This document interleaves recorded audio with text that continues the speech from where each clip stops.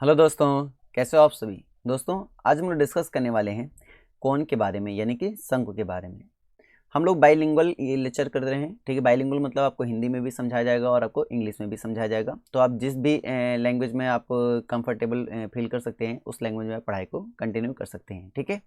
Bilingual ये class होने वाली है, नहीं, इस क्लास का जो थीम होने वाला है इंग्लिश में ही होने वाला है।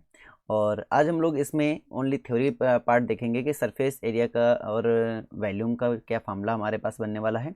उसका कॉन्सेप्चुअल देखेंगे बाय प्रैक्टिकली एग्जांपल बेस्ड, ठीक है, ताकि आपको बहुत अच्छे से कॉन्सेप्ट क्लियर हो जाए कि हम लोग इसमें क्या करने वाले हैं। ओके, तो स्टार्ट करते हैं आज का लेक्चर। और आज के लेक्चर में सबसे पहला हम लोग हमारा काम है शंक के बारे में बताना, यानी कि कोन के बारे में बताना कि उसका सरफेस एरिया कैसे हम लोग निकालते हैं, ठीक है। तो स्टार्ट करते हैं, आपको लेकर चलते हैं प्रैक्टिकली फॉर्म में, उसके बाद फिर हम आपको एक्सप्लेन करते में हैं। आपने ओके, देखा होगा कि जो बर्थडे टोपी होती है उसको ही हम लोग यहाँ पे कौन कह रहे हैं और कुछ इस टाइप का दिखता है। ठीक है, ये हमारा कौन होता है।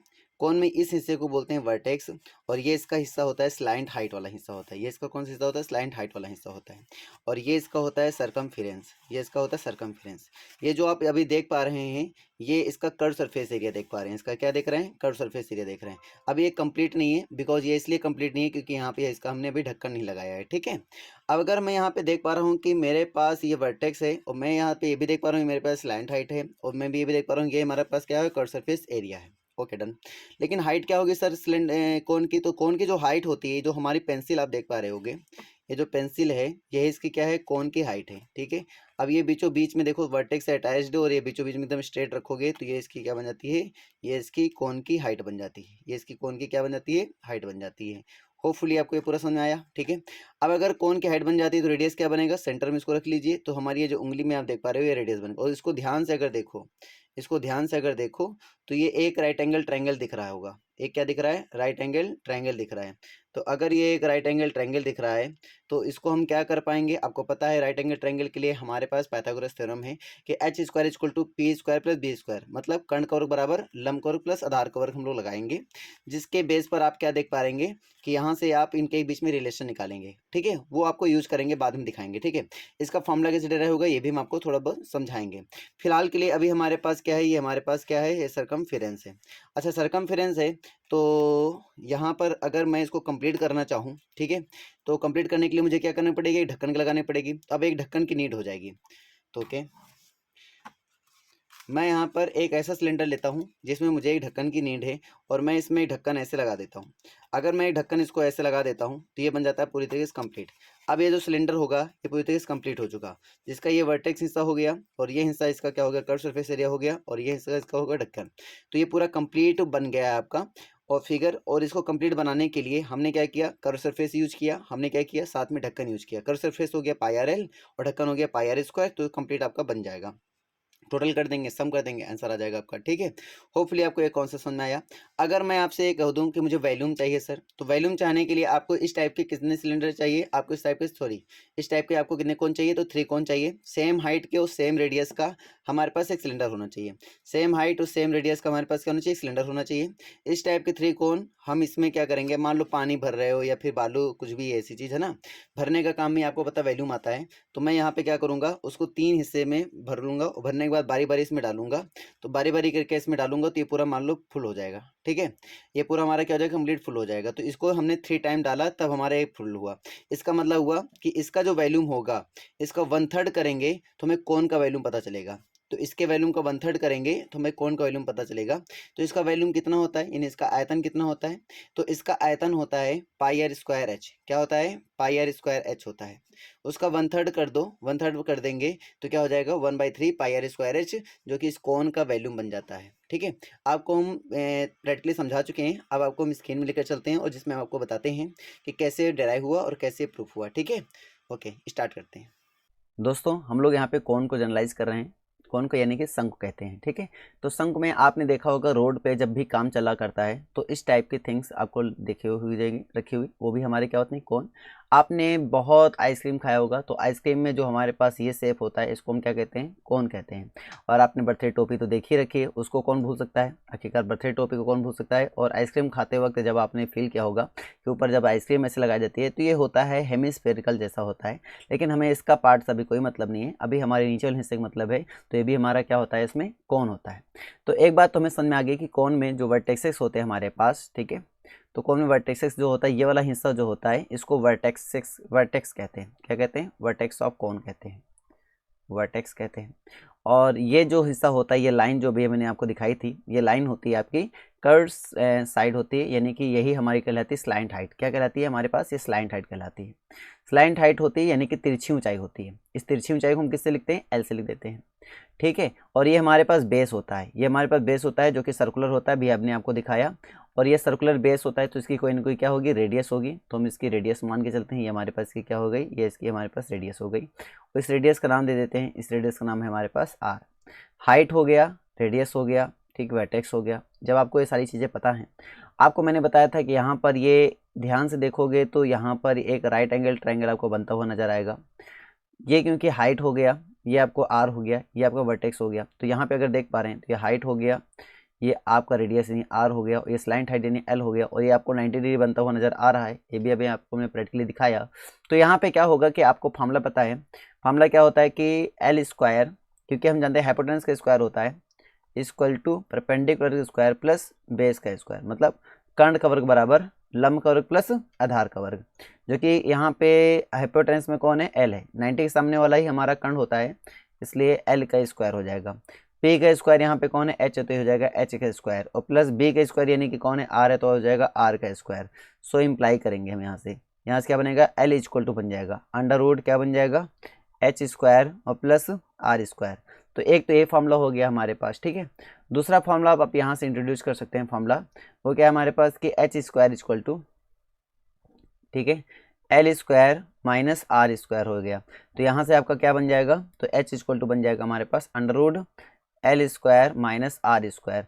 तो कभी कभी हम एच इस्तेमाल करने के लिए ये फॉर्मूला यूज करेंगे, ठीक है, और एल निकालने के लिए ये फॉर्मूला यूज करेंगे, ओके।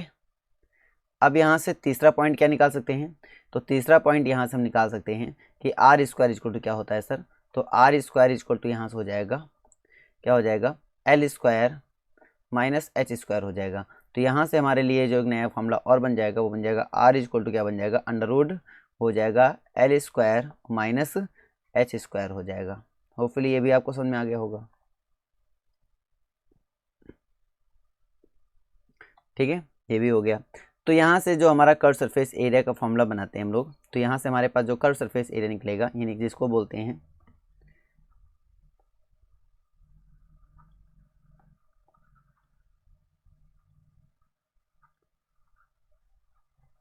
सरफेस एरिया, यानी हिंदी में बोलते हैं वक्रपृष्ठीय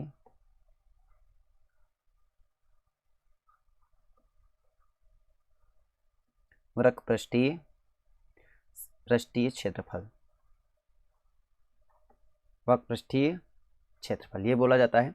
अच्छा, वक्रपृष्ठीय क्षेत्रफल की कहानी हमारे पास क्या होती है, तो वक्रपृष्ठीय क्षेत्रफल की कहानी ये होती है कि अगर मैं तुमसे कह दूं, इसको हम सी एस ए भी बोल देते हैं, सिंपल शॉर्ट फॉर्म में सी एस ए, ठीक है। सिंपली सी एस ए बराबर क्या होगा, तो हम बोलते हैं 1/2। इसको प्रैक्टिकली प्रूव करना पड़ता है, हालांकि मैं आपको सीधे बता रहा हूँ, 1/2 इंटू 2πr होता है, 2πr होता है, इंटू हमारे पास आता है स्लैंट हाइट यानी एल आ जाता है, ठीक है। टू से टू हमारा कैंसिल हो जाता है। तो आपका जो सी एस ए का फॉर्मूला बन जाता है, वो बन जाता है आपका πr/l। तो ये सी एस ए का हमारा क्या बन जाता है, फॉर्मूला बन जाता है। तो सी एस ए फॉर्मूला आपको याद रखना है, क्या याद रखना है, πr/l, ठीक है, आपको फॉर्मूला याद रखना है, रिमेंबर कर लेना है, ये क्या होता है, πr/l होता है, ठीक है, πr/l होता है, okay. C S A formula हो गया। टी एस ए का मतलब समझते हो, टोटल सरफेस एरिया, हिंदी में बोलते हैं संपूर्ण पृष्ठीय क्षेत्रफल। इसका क्या मीनिंग होता है, इसका मीनिंग समझिए, ठीक है। संपूर्ण पृष्ठीय क्षेत्रफल यानी कि टोटल सरफेस एरिया, जिसको बोलते हैं T S A equal to, अब टी एस ए निकाल लो तो आपको पता होना चाहिए कि टी एस ए निकालने के लिए अभी आपको मैंने दिखाया भी समझाया भी कि यहाँ पे हमें क्या लगाना है, एक ढक्कन लगा देना है। अब कर्व तो ऊपर रहेगा जैसे यहाँ पे ये है, और कंप्लीट करने के लिए इसमें हमें क्या लगा देना है, यहाँ पे एक ढक्कन लगा देना है। तो जब ढक्कन लगा देंगे तो कर्व तो रहेगा और साथ में यहाँ पे ढक्कन भी यूज कर लेंगे। तो ढक्कन क्या होता है, ढक्कन होता है पाई आर स्क्वायर, और कर्व क्या होता है, कर्व होता है आपका पाई आर एल। तो टोटल कितना हो गया, तो टोटल हो गया pi R square plus pi R L हो गया। तो आपका यहाँ से फॉर्मूला क्या बनेगा, तो आपका फॉर्मूला बन जाएगा यहाँ से कि pi R square plus pi R L बन जाएगा। ठीक है, ये बात समझ में आ गई आपको। टी एस ए तो यहाँ से आपको इसमें कॉमन क्या मिल जाएगा, इसमें कॉमन है पाई आर, तो ब्रैकेट में क्या हो जाएगा, एल प्लस आर हो जाएगा। तो ये हो जाएगा आपका टी एस ए यानी कि संपूर्ण पृष्ठीय क्षेत्रफल। तो संपूर्ण पृष्ठीय क्षेत्रफल का भी फॉर्मूला बन गया आपका। ठीक है,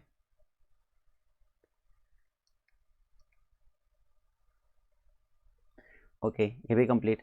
अब हमारे बात आती है वॉल्यूम की। सर वॉल्यूम कैसे निकालेंगे, जब भी हमें कौन का वॉल्यूम निकालना हो, वॉल्यूम ऑफ कौन की बात कर रहे हैं अगर हम, ठीक है, यानी कि अगर हम जब भी बात करें शंकु का आयतन, शंकु का आयतन, तो आपके मन में एक बात आनी चाहिए कि हम क्या करेंगे, हमारे पास सेम रेडियस और सेम हाइट का, सेम रेडियस और सेम हाइट का हमारे पास एक सिलेंडर ले लेना है, और सेम रेडियस और सेम हाइट का हमारे पास यहाँ पे 3 कोण हो जाएंगे कुछ ऐसे, 3 कोण हो जाएंगे कुछ इस प्रकार से। ठीक है, करना क्या है इन तीनों में, अब देखो हमें क्या करना है, हमें क्या करना है कि यहाँ से इसको भरना है, और ये हमारे पास मान लो पानी से भरे हुए हैं, ये तीनों हमारे पास पानी से क्या हुए हैं, भरे हुए हैं। हमें इन तीनों को पानी से भर लिया है, अब हमें इसको भरना है। ठीक है, सेम हाइट सेम रेडियस का है। तो पहले हमने सिलेंडर को, इस कोन को उठाया और इसमें पानी डाला, भर डाला, तो आपका ये जो पार्ट था इसका 1/3 पार्ट हमारा भर गया, यानी इसके सिलेंडर के 3 टुकड़े मान लो हमने किए, और 3 टुकड़ों में से एक टुकड़ा हमारा पानी भर गया, तो 1/3 पार्ट भर गया एक ही हिस्से में। ठीक है, अब एक आपका खाली हो चुका। फिर दूसरा सिलेंडर मैंने उठाया, और दूसरा सिलेंडर उठा के मैंने इसमें डाला, तो मेरा देखा जाएगा कि 3 पार्ट थे हमारे पास सिलेंडर के, जिसमें से 2 पार्ट पानी भर गए, यानी 2/3 पानी इसमें भर चुका है। ठीक है, अब हम क्या करेंगे, तीसरे सिलेंडर को हमने उठाया, और तीसरे सिलेंडर को भी उठा के मैंने इसमें पानी डाला, तो जैसे डाला तो हमारे पास क्या हो गया कि पानी से पूरा तरीके से फुल हो चुका, फुल हो चुका। इसका मतलब क्या हुआ कि इस तीनों का जो वॉल्यूम है, इन तीनों को मिला के जो वॉल्यूम बना वो अकेले सिलेंडर का वॉल्यूम के बराबर है। तो हमने क्या देखा कि volume of cylinder, volume of cylinder, volume of cylinder, volume of cylinder equal to होता है 3 इंटू वॉल्यूम ऑफ कोन। यानी कि अगर हम बेलन का आयतन ले लेते हैं, तो बेलन का आयतन जो देख रहे हैं, बेलन का आयतन जो देख रहे हैं वो किसके बराबर होगा, तो 3 इंटू शंकु का आयतन के बराबर हो जाएगा, शंकु के आयतन के बराबर हो जाएगा। ये आपने देखा। अब बेलन का आयतन क्या होता है, आपको सबको पता है कि बेलन का आयतन हमारे पास होता है पाई आर स्क्वायर एच, ये पहले भी हम पढ़ चुके हैं। ठीक है, और कैसे प्रूफ होता है भी हमने डिस्कस कर लिया था। इसका हो गया 3 इंटू शंकु का आयतन, शंकु का आयतन वॉल्यूम ऑफ कोन, तो वॉल्यूम ऑफ कोन सीधे हम वी बोल दे रहे हैं। तो मुझे वी निकालना है, तो वी इक्वल टू यहाँ से क्या फॉर्मूला बन जाएगा, वी इक्वल टू फॉर्मूला बन जाएगा 1/3 पाई आर स्क्वायर एच, क्या बन जाएगा 1/3 पाई आर स्क्वायर एच। तो इस तरीके से हमारा फार्मूला डिराइव होता है, प्रूफ होता है। ये इसकी एक्टिविटी है और ये इसका प्रूविंग है। होपफुली आपको ये समझ में आया होगा। तो समझ में आ गया तो उसके बाद हम प्रॉब्लम के जो लेक्चर बनाएंगे वो आपको नेक्स्ट लेक्चर में मिलेगा। तो आज के लिए इतना ही रखेंगे। अगर आप हमारे चैनल में नए हो प्लीज़ चैनल सब्सक्राइब कर लें और दोस्तों में भी शेयर करें। Thanks for watching this video. इसमें आपको पहले लेक्चर में आपको बताया जाएगा शंकु के प्रॉब्लम के सरफेस एरिया पे बेस प्रॉब्लम, और फिर सेकंड लेक्चर में आपको बताया जाएगा शंकु के वॉल्यूम पर बेस प्रॉब्लम। ठीक है, और फिर आपको स्फीयर पढ़ाया जाएगा, उसके बाद फिर कॉम्बिनेशन चलेगा इन सभी का। ओके, तब तक के लिए अपना ख्याल रखें। Okay, bye bye.